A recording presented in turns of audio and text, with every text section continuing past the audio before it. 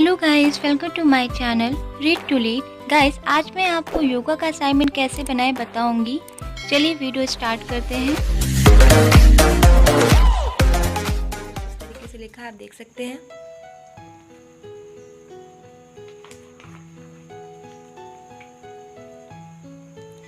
फिर इंट्रोडक्शन योग से परिचय, इसकी कुछ इमेज लगी हैं। Introduction of yoga. योग शरीर, मन व आत्मा की सामंजस्य की ओर एक पथ है। योग संस्कृत शब्द युज से बना है, जिसका अर्थ है जोड़ना या शरीर, मन और आत्मा के मिलन, एक हो जाने का पथ है। आत्मा चेतना का परमात्मा चेतना से मिलन। योग सिर्फ एक प्रकार का शारीरिक अभ्यास नहीं, अपितु एक प्राचीन ज्ञान है जो हमें स्वस्थ, खुश व शांतिपूर्ण जीवन जीने का मार्गदर्शन प्रदान करता है, जिसका अंतिम लक्ष्य स्वयं से मिलन है।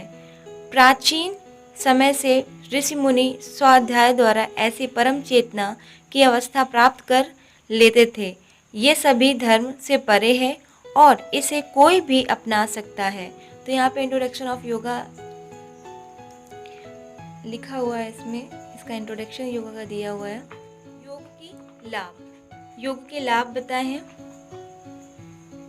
स्वास्थ्य में लाभ, मानसिक लाभ, शारीरिक शक्ति, शरीर में टूट फूट से रक्षा, शरीर का शुद्ध होना, प्रतिरोधक क्षमता में सुधार। इसके बेनिफिट बताए हैं, बेनिफिट ऑफ योगा, इसको आप देख सकते हैं।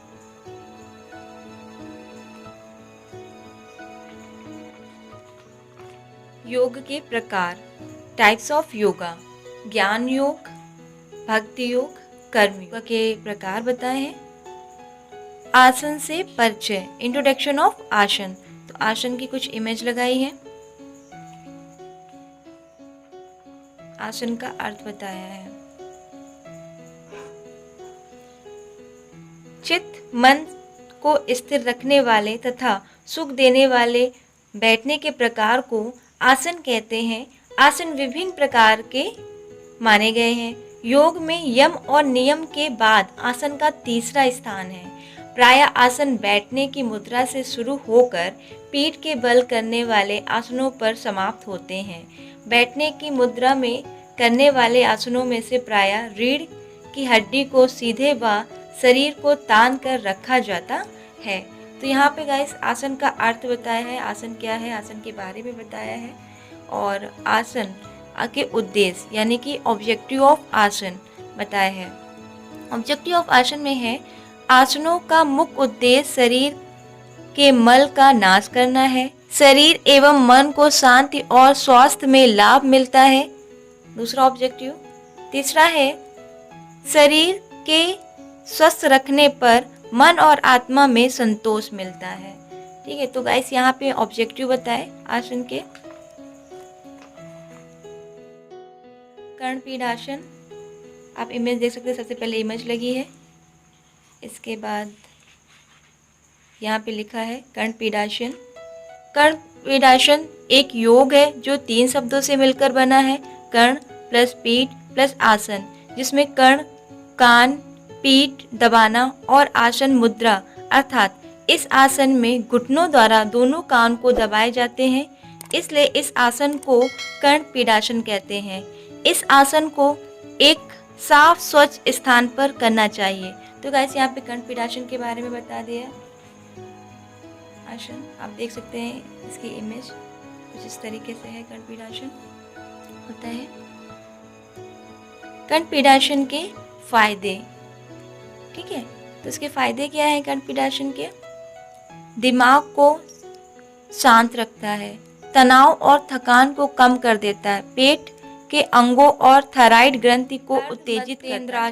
ठीक है, अर्धमध्येन्द्रासन की मैंने यहाँ पे इमेज लगाई है और इसके बारे में लिखा है।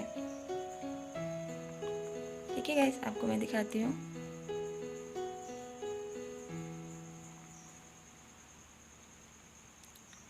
अर्धमध्येन्द्रासन के लाभ, डायबिटीज के लिए रामबाण, मोटापा कम करने के लिए, कंधों की मजबूती के लिए। तो इसके बेनिफिट बताएं। हलासन के हलासन की इमेज लगाई है, हलासन के बारे में लिखा है। इस आसन में शरीर का आकार हल जैसा बनता है, इसे हलासन कहते हैं। हलासन हमारे शरीर को लचीला बनाने के लिए महत्वपूर्ण है। तो हलासन के बारे में लिखा। हलासन के लाभ, हलासन के लाभ हैं। हलासन से पीठ लचीली बनती है, वृद्धावस्था के लक्षण जल्दी नहीं आते हैं, अंग विकार, दमा आदि रोग नहीं होते। चौथा है शरीर बलवान और तेजस्वी बनता है, विशुद्ध चक्र सक्रिय होता है, सिर दर्द दूर होता है। तो इसके बेनिफिट बताए इस आसन करने के। नमस्कार के बारे में बताया है और कुछ इमेज लगाई है। नमस्कार करने की कुछ विधियां हैं, पहली विधि, सेकंड विधि, ठीक है। इस तरीके से आप देख सकते हैं। नमस्कार का स्टाइल भले ही पुराना है, लेकिन इसके पीछे छुपे वैज्ञानिक रहस्य केवल कुछ लोग जानते हैं। जब भी आप नमस्ते करते हैं तो दोनों हाथों को अपने सीने के सामने जोड़ते हैं, जहां पर अनाहत चक्र स्थापित होता है। यह चक्र प्यार और स्नेह को उजागर करता है, जो हमारा सीधा संपर्क भगवान से करता है, ठीक है।